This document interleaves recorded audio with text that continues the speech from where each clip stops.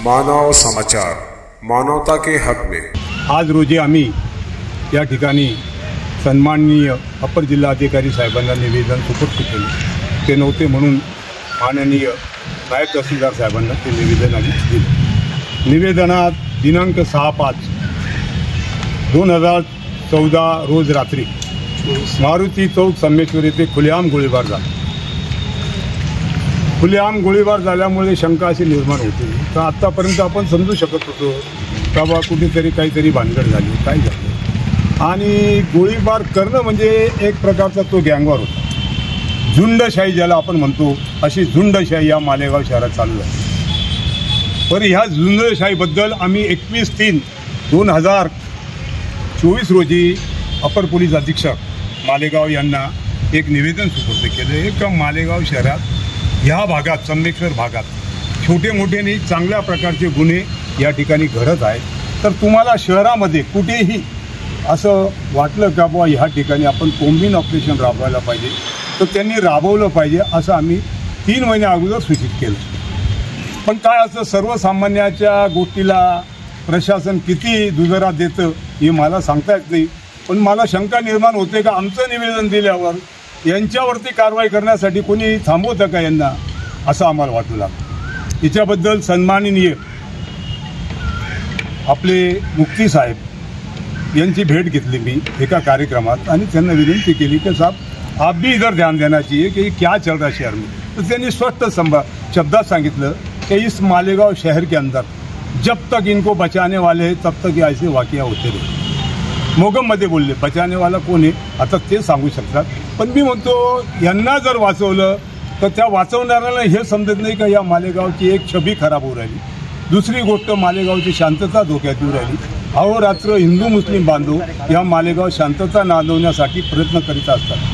मी म्हणतो गणपती उत्सव असेल, शिवजयंती असेल किंवा शिरपूर रथ असेल त्याच्यावरती शांतता कमिटीच्या मिटिंगा घेतात। आपण चांगल्या प्रकारे लोकांना आव्हान करतो का बा सण उत्सव काळात शांतता ठेवा। मग सण उत्सव काळाच्या व्यतिरिक्तही या मालेगाव शांतता नांदू नये का नांदावी असं कोणाला वाटतं का? त्यांनी सांगावं का बा इतर काळ शांतता नाही नांदली। काल आझादनगरमध्ये किती टाके पडले त्या माणसाला? 150 टाके। फिर क्या हम यही बोलना चाहिए ना, हम तो अपर साहब को बोले ना हैवान के बस्ती में इंसान की जिंदगी सस्ती हो गई। इंसान क्या मुर्गा है क्या? लाओ काट डालो और मार डालो, ये कौन सा तरीका है? अरे फायर होता है इसका मतलब क्या फटाकडे फूट रहे क्या? कोई दिवाळी मना रहा? वराती नंतर घोडे या मालेगावात प्रशासन काढतं आणि आमच्यासारख्या जर बोलायला गेलं तर त्याला प्रशासन टार्गेट करतं। हा असा बऱ्याच कार्यकर्त्यांचा अनुभव।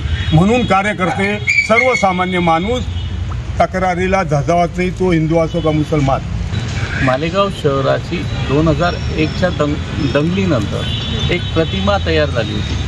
ती प्रतिमा पुसण्याचं काम 2006 आणि 8च्या बॉम्ब ब्लास्ट नंतर देखील मालेगाव शहरातल्या नागरिकांनी मोठ्या मेहनतीने केलेलं आहे। शहर कुठेतरी शांततेने नांदत आहे।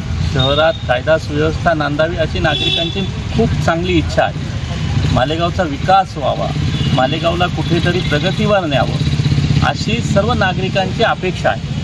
या अपेक्षेला शासन म्हणून या ठिकाणचे लोकप्रतिनिधी आणि राज्याचे मंत्रिमंडळ हे अपयशी ठरत आहे।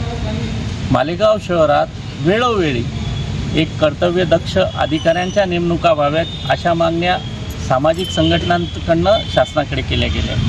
मालेगाव शहरात CCTVकरण करण्यात यावं अशी मागणी वेळोवेळी शासनाकडे केली गेली।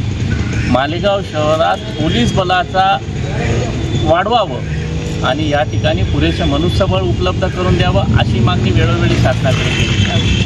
पण शासन स्तरावर मालेगाव शहराला कायम सापत्न वागणूक दिली गेलेली आहे। नाशिक जिल्हा ललित पाटील प्रकरणानंतर मोठ्या प्रमाणात बदनाम झाला। सामाजिक संघटनांनी एकत्र येऊन महात्माजींच्या पुतळ्यासमोर मालेगाव शहरातील कुत्ता गोळीचा विषय असेल किंवा इतर ड्रग्सचा प्रकरण असेल यावर आवाज उठवला।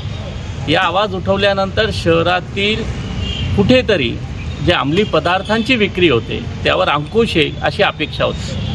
परंतु त्यावर पोलीस प्रशासन, अन्न औषध प्रशासन यांचं सपशेल दुर्लक्ष झालं आणि शहरात मोठ्या प्रमाणावर अंमली पदार्थाचं सेवन करून गुन्हेगारीत वाढ झाली. हा आमचं म्हणणं नाही, हे पोलीस प्रशासनाचंही म्हणणं आहे की कुत्ता गोळी खाऊन गुन्हेगारी वाढत आहे. मग कुत्ता गोळीवर अंकुश आणण्याची जबाबदारी कोणाची, हा प्रश्न मालेगावच्या जनतेच्या मनात. मालेगाव शहरातली कायदा सुव्यवस्था दिवसेंदिवस बिघडत आहे. नुसतं मालेगाव शहराची नाही तर नाशिक जिल्हा आणि महाराष्ट्राची कायदा सुव्यवस्था बिघडत आहे.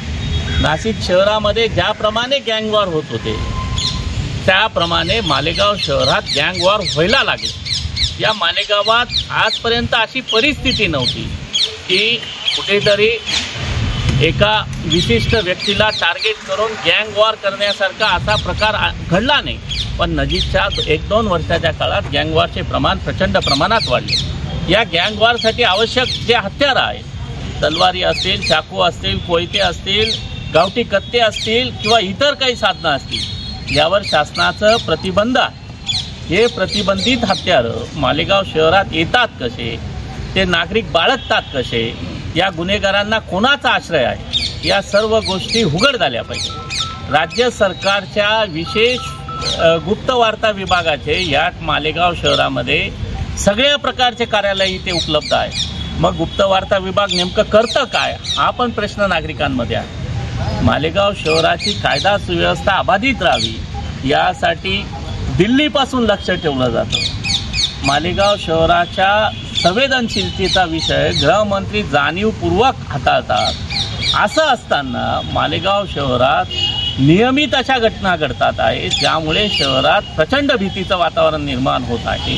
अशा घटनांवर अंकुश आणायला राज्याचे गृहमंत्री सन्माननीय देवेंद्र फडणवीस साहेब आणि नाशिक जिल्ह्याचे सन्माननीय पालकमंत्री आणि या मालेगाव बाह्य मतदारसंघाचे लोकप्रिय आमदार हे कुठे अपयशी ठरतात आहे याचं आत्मपरीक्षण त्यांनी केलं पाहिजे. मालेगाव शहराची कायदा सुव्यवस्था अबाधित राखण्यासाठी, या शहराला पुरेसं मनुष्यबळ उपलब्ध करून देण्यासाठी, या शहरातील अंमली पदार्थांची विक्री तात्काळ थांबवण्यासाठी, या शहरातली गुन्हेगारी मोडून काढण्यासाठी कठोरात कठोर कारवाई करण्याची अपेक्षा मालेगावच्या सर्वसामान्य नागरिकांच्या वतीने आम्ही माननीय महाराष्ट्र शासनाला आणि या शासनाचे प्रमुख म्हणून सन्माननीय राज्यपाल महोदयांना ही विनंती करू इच्छितो की हा शहर जर वाचवायचा असेल, या शहराची प्रगती घडवायची असेल तर राजकारण बाजूला ठेवा, राजकीय फायद्यासाठी स्टेटमेंट देणं बंद करा आणि या शहराला कुठेतरी चांगल्या प्रकारचे कर्तव्यनिष्ठ अधिकारी नियुक्त करून या शहरात, या जिल्ह्यात एक चांगलं वातावरण निर्माण करा, अशी मागणी आम्ही राज्यपालांना या माध्यमातून करू इच्छितो.